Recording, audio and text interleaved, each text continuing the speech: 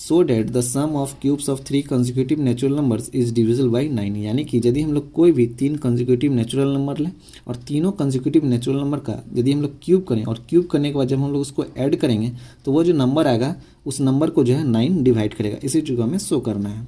तो ध्यान दीजिएगा, let P n be sum of cubes of 3 consecutive natural numbers starting with n is divisible by 9। तो सबसे पहले हम लोग दिखाएंगे यह 1 के लिए ट्रू है। तो सबसे पहले n इक्वल टू 1 के लिए दिखाना है। तो P1 यानी कि 1 cube plus 2 cube plus 3 cube.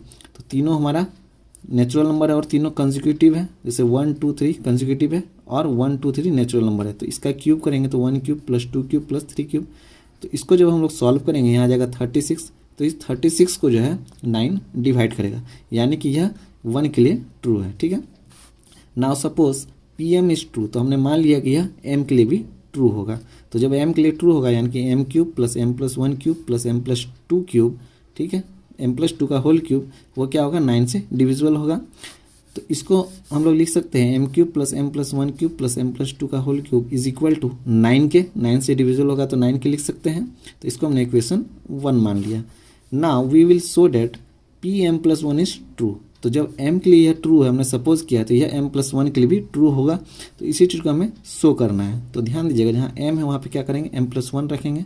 तो m की जगह m प्लस 1 रखेंगे तो यहाँ क्या आ जाएगा, m प्लस 1 का होल क्यूब प्लस यहाँ पे m प्लस 1 रखना है यानी कि m प्लस 1 प्लस 1 यानी कि m प्लस 2 का होल क्यूब, फिर प्लस यहाँ पे m प्लस 1 रखना है तो m प्लस 1 प्लस 2 यानी कि m प्लस 3 का होल क्यूब। तो यह जो है 9 से डिविजिबल होगा। इसी चीज़ को हमें शो करना है। तो यहाँ पे इस चीज़ को लिख दिए। अब ध्यान दीजिएगा, पहला टर्म को ऐसे ही, दूसरा को भी ऐसे ही, तीसरा को क्या किए, एक्सपेंड किए, यानी कि m प्लस 3 का होल क्यूब। तो a प्लस बी का होल क्यूब क्या होता है, a cube plus b cube plus 3ab और फिर a प्लस बी। तो यहाँ से हो जाएगा m क्यूब फिर 3 cube plus 3 into m into 3 और फिर ब्रैकेट में m प्लस 3। तो इसको सॉल्व कर लेते हैं। तो पहला हमारा इस तरह से आएगा, दूसरा इसी तरह से रहेगा, तीसरा जो है इसमें m क्यूब प्लस 3 का क्यूब यानी 27 फिर प्लस 3 इंटू 3 आई इंटू m इंटू m यानी कि 9m square plus 3 into 3 into 3 into m यानी कि 27m। तो अब क्या किए हैं, ये जो m क्यूब है इसको पहले लिख लिए हैं, m cube plus m plus 1 का whole cube plus m plus 2 का होल क्यूब फिर plus 9m square plus 27m और फिर प्लस 27।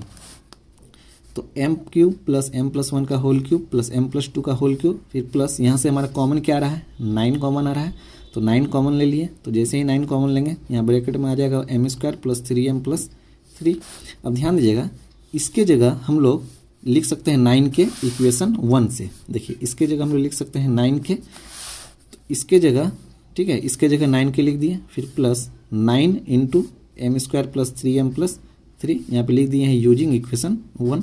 अब इन दोनों में कॉमन क्या है, 9। तो 9 यहाँ पे कॉमन ले लिए, यहाँ बचा क्या k फिर plus m square plus 3m plus 3 यानी कि m plus 1 whole cube plus m plus 2 का whole cube plus m plus 3 का होल क्यूब।